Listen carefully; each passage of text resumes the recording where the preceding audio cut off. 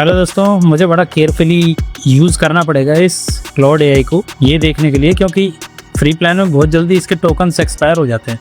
तो अब मैं इससे पूछ रहा हूँ कि ये पोर्टफोलियो से रिलेटेड क्या क्या चीज़ें कर सकता है। तो मैंने इससे पूछा है what things you can do with related to portfolio. तो ये कह रहा है कि मैं होल्डिंग एनालिसिस कर फाइनेंशियल इनसाइट्स में से ये आपका मार्जिन रिलेटेड इन्फॉर्मेशन निकाल सकता है कि कितना कैश बचा हुआ है और कितनी आपके पास बाइंग पावर बची हुई है। Portfolio concentration analysis, risk assessment कर सकता है। मीन्स आपको आप इसको कह सकते हैं ये आपका एक छोटा एनालाइजर हो गया। रिटर्न रेशियो, बेंचमार्क, बहुत सारी चीज़ें बता सकता है। टैक्स प्लानिंग कर सकता है, लाइव प्राइस बता सकता है किसी भी स्टॉक्स के। बट फ्री प्लान में इतना हम डेटा नहीं निकाल पाएंगे, तो मैं सोच रहा हूँ कि कुछ इम्पोर्टेंट निकलवाया जाए।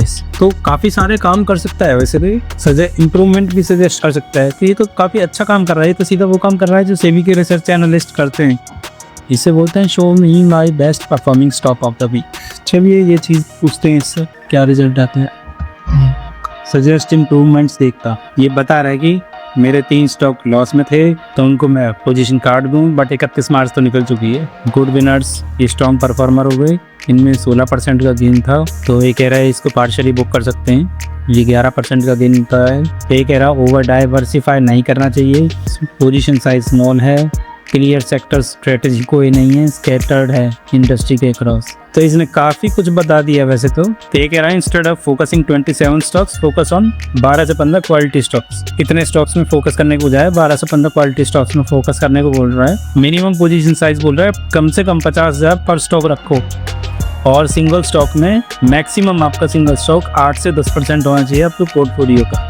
तो ये कह रहा है too many small micro cap stock है, हाई वोलेटिलिटी के साथ 70% आप जाओ large cap, 20% mid cap, 10% small cap. ये तो हम लोगों को कहते सुनाई है। रिस्क मैनेजमेंट में क्या कह रहा है, स्टॉप लॉस सेट करो। You have no protective stop loss. मैंने कोई स्टॉप लॉस नहीं लगा रखे हैं, तो इसने इमीडिएट एक्शन बोला है कि स्टॉप लॉस लगा लो, या तो 5% नीचे जाए तो लगा लेना। Set at 625। वो भी बता रहा है कि कहाँ लगाना है मुझे स्टॉप लॉस। बीबीएल में 450 रुपये बता रहा है, केफिन में 1000 रुपये बता रहा है, प्रोटीन में 980 बता रहा है।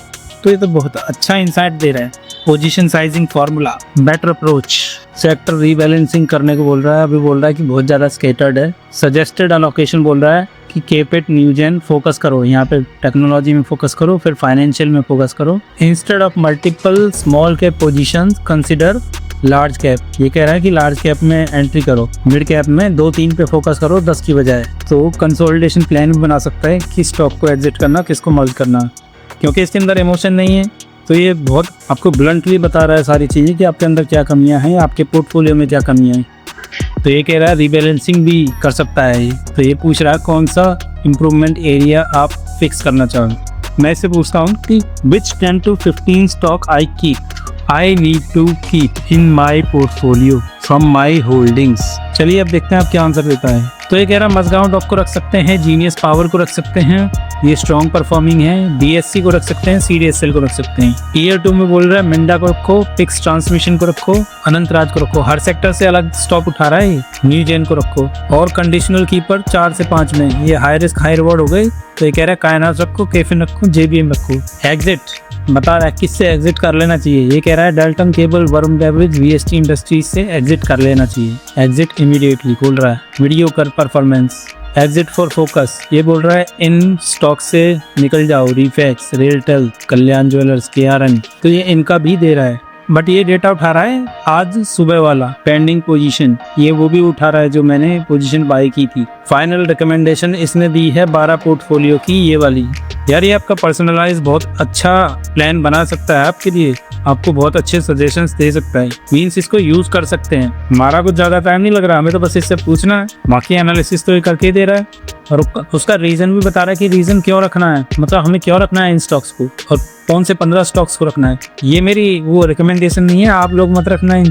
तो आप अपने पोर्टफोलियो का एनालिसिस कराइए, इसके मुकाबले अपने पोर्टफोलियो का एनालिसिस करवा के इससे पूछिए कि किसको रखना किसको नहीं। बट मैं जहाँ तक समझ पा रहा हूँ जो स्टॉक नेगेटिव में है उन्हीं को एग्जिट करने को बोल रहे हैं, जबकि मुझे पता है कि वो वापस ऊपर आ जाएंगे। मेरी तो लॉन्ग टर्म होल्डिंग थी, तो इसने बहुत कुछ बताया आपको। तो आपका बता रहा है कि ये अगर ये आप इम्प्लीमेंट करते हैं तो आपका लॉस टू 7,000 प्लस की प्रॉफिट में ये कन्वर्ट कर सकता है, मीन्स आपके लॉसेस को रिड्यूस कर सकता है at least by 7,000 rupees. Meaningful position sizing है, तो फोकस करवा रहा है 12 शेयरों पे, क्वालिटी इंप्रूवमेंट्स करवा रहा है, कीप ओनली गुड बिजनेसेस। तो ये कह रहा है एग्जीक्यूशन प्लान क्या कह रहा है, वीक 1 में कह रहा है जिनमें भी आपका मेजर लॉस है उनको एग्जिट करो, वीक 2 में जिनमें कम लॉस है उनको एग्जिट करो, और वीक 3 में कह रहा है कि consolidate proceeds into your top 8 keepers. जब कंसोलिडेशन हो तो तब उसके हिसाब से आप एक्शन लेना। वीक 4 में कह रहा है मॉनिटर करो, फाइन ट्यून करो अपने पोर्टफोलियो की, और ये कह रहा है क्या आप ये प्लान को एग्जीक्यूट करना चाहते हैं। तो आप दोस्तों देख चुके हैं कि इसने काफ़ी अच्छा एनालिसिस करके दिया है, मुझे भी काफ़ी अच्छे इंसाइट्स मिले इससे, और आप लोगों को भी शायद काफ़ी बहुत कुछ सीखने को मिला होगा, और आप भी चाहें तो अपने पोर्टफोलियो का एनालिसिस इससे करा सकते हैं। तो आपको बैठे बिठाए एक ऐसा रिसर्च एजेंट मिल गया, एजेंट नहीं रिसर्च AI मिल गया, जो आपको रिकमेंड कर रहा है कि आप क्या कर सकते हैं, पूरा पोर्टफोलियो एनालिसिस कर दिया। और अभी के टाइम में सिर्फ क्लाउड AI है जो आपका पोर्टफोलियो का एनालिसिस कर सकता है, और कोई AI इस काम को भी नहीं कर सकता है, क्योंकि एक यही है AI है जो MCP प्रोटोकॉल से कनेक्ट हो सकता है। तो आज के लिए इतना ही, थैंक यू दोस्तों, मिलते हैं फिर से अगले वीडियो में थोड़े और एनालिसिस के साथ, देखते हैं और क्या एनालिसिस चल सकता है।